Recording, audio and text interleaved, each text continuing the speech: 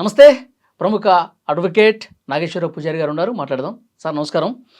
నాగేశ్వరరావు పూజారి గారు, అక్రమ సంబంధాలు పెట్టుకోవటం అనేది నేరం కాదు. స్త్రీ పురుషులు ఎవరైనా సరే వాళ్ళిద్దరి సమ్మతితో ఉండొచ్చు అని చెప్పి సుప్రీంకోర్టే స్వయంగా చెప్పిందని చెప్పి చాలామంది అక్రమ సంబంధాలు లైసెన్స్ వచ్చినట్టుగా పెట్టేసుకుంటా ఉన్నారు.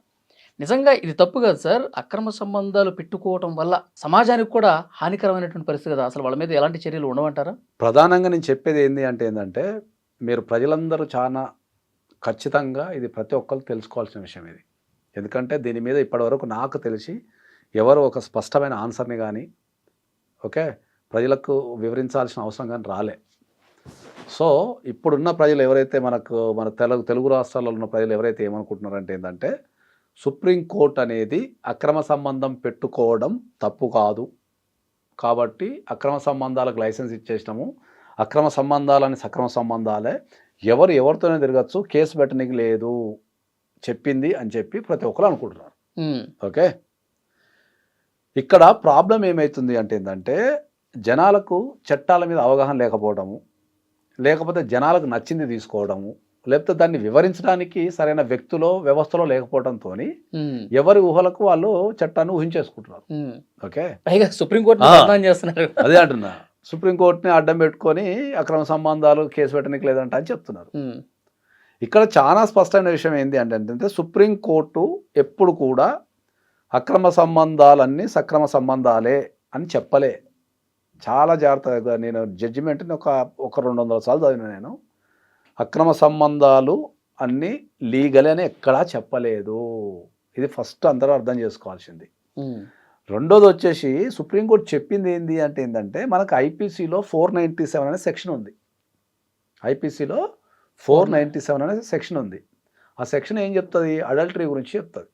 అడల్టరీ అంటే ఏంటంటే పెళ్ళైన తర్వాత భార్య కానీ భర్త కానీ వేరే వ్యక్తులతో అక్రమ సంబంధాలు పెట్టుకుంటే ఏం చేయొచ్చు అనేది ఆ సెక్షన్ చెప్తుంది. దాంట్లో జనరల్ ఈక్వాలిటీ లేదు. జనరల్ ఈక్వాలిటీ లేదంటే ఏంటంటే అక్రమ సంబంధం కనుక భార్య పెట్టుకుంటే శిక్షించవచ్చు, భర్త పెట్టుకుంటే శిక్షించద్దు అన్న టైపులో ఉంది అది. సో అది జనరల్ ఈక్వాలిటీ లేదు కదా. అవును, మరి జనరల్ ఈక్వాలిటీ లేనప్పుడు అక్రమ సంబంధం అనేది భార్య పెట్టుకోవచ్చు, భర్త పెట్టుకోవచ్చు కదా. మరి పెట్టుకున్నప్పుడు శిక్షిస్తే ఇద్దరిని శిక్షించాలా, అంతేగా. శిక్షించకపోతే ఇద్దరిని శిక్షించద్దు. కాబట్టి జనరల్ ఈక్వాలిటీ అనేది లేదు కాబట్టి ఈ 497 అనే సెక్షన్ని మేము తీసేస్తున్నాము అన్నారు. అంతే. సుప్రీంకోర్టు చెప్పింది ఏంది?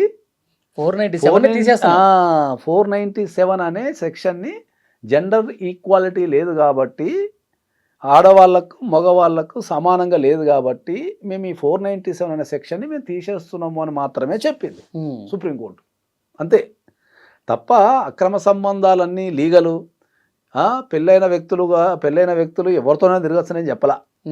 కాకపోతే మన జనాలకు అది బాగా ఇష్టం కాబట్టి దాన్ని మార్చేశారు సార్. వాళ్ళకి ఇష్టం కదా అది.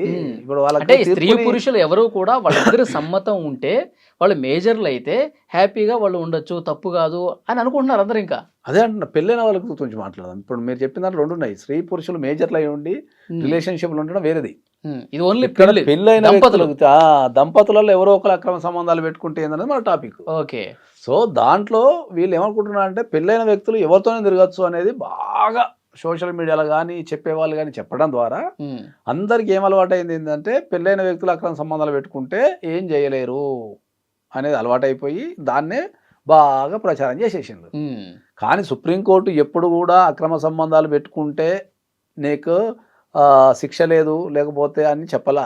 మేము 497 సెక్షన్ తీసేసినాము, అది జెండర్ ఈక్వాలిటీ లేదు కాబట్టి తీసేసినాం అని చెప్పింది. అంతే. నాటి వరకు సుప్రీంకోర్టు చెప్పింది. ఇప్పుడు వాళ్ళకి శిక్ష ఉందా మరి? 497 అనేది క్రిమినల్ నుంచి వాళ్ళని తీసేసిన తప్ప ఎవరైనా సరే అక్రమ సంబంధాలు పెట్టుకుంటే వాళ్ళ మీద మనం షూ చేసి వాళ్ళ దగ్గర నుంచి కాంపెన్సేషన్ పొందే అధికారం ఆ బాధపడ్డ వ్యక్తులకు ఉంటుంది. అంటే నేను చెప్తానండి, ఒక భార్య కానీ భర్త కానీ, సపోజ్ ఒక భర్త పెళ్ళైన వ్యక్తి ఒక అమ్మాయితోనే అక్రమ సంబంధం పెట్టుకుందాం అనుకుందాం. అప్పుడు ఈ భార్య వెళ్ళి ఆ అక్రమ సంబంధం పెట్టుకున్న అమ్మాయి మీద కేసు వేయచ్చు. నాకు రావాల్సిన ప్రేమని, నాకు దక్కాల్సిన గౌరవాన్ని, నాకు దక్కాల్సిన సమయాన్ని నువ్వు వృధా చేసి నాకు రావాల్సింది ఏది రావటం లేదు కాబట్టి ఆ అమ్మాయిని షూ చేయొచ్చు. నా దగ్గర నుంచి నువ్వు గుంజుకున్నావు కాబట్టి నాకు 1 కోటి రూపాయలు కట్టు కాంపన్సేషను, ఓ 50 లక్షలు కట్టు, ఓ 2 కోట్లు కట్టు అంటే అమ్మాయి యొక్క ఆర్థిక స్థితిగతులను బట్టి లేకపోతే భర్త యొక్క ఆర్థిక స్థితిగతులను బట్టి మనం కాంపన్సేషన్ అది కంపల్సరీ ఫైల్ చేసుకోవచ్చు. ఓకే, అలాగే ఇప్పుడు తమిళ బాగా హీరో చెప్తున్నా. విజయ్ కేసు లాగా. అది డైవోర్స్ చేసుకున్నారు.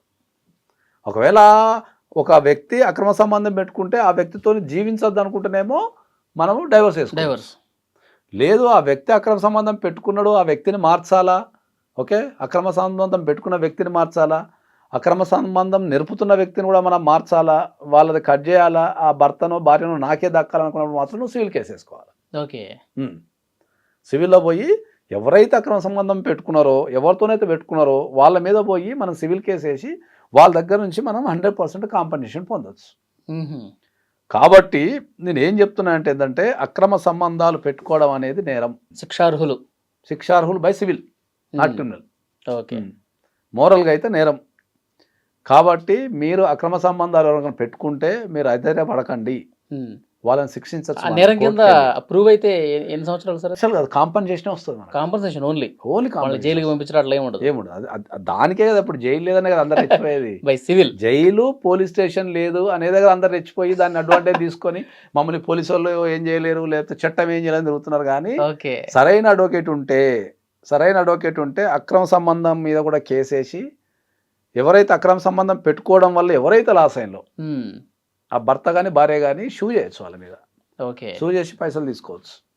కాబట్టి నేను చెప్పేది ఏంటి అంటే మీ భర్త కానీ మీ భార్య కానీ ఎవరితోనైనా అక్రమ సంబంధం పెట్టుకుంటే ఓకే, మీరు వాళ్ళని ఏం చేయలేము అని మీరు ఏం చేయలేము చట్టంలో లేదని చెప్పి అదరబడి డిప్రెషన్లోకి వెళ్ళిపోకండి. వాళ్ళని ఖచ్చితంగా షూ చేసి వాళ్ళ దగ్గర నుంచి కాంపెన్సేషన్ తీసుకొని వాళ్ళని కోర్టు పరంగా సతాయించే అవకాశాలు కొన్ని వందలు ఉన్నాయి. ఓకే, కాబట్టి అక్రమ సంబంధాలని గనక మనం ఆపాలి ఈ సమాజంలో అంటే ఎవరు పెట్టుకుంటే వాళ్ళ మీద కేసులు వేసుకుంటే జరుగుతుంది, సరిపోతుంది. Thank you sir.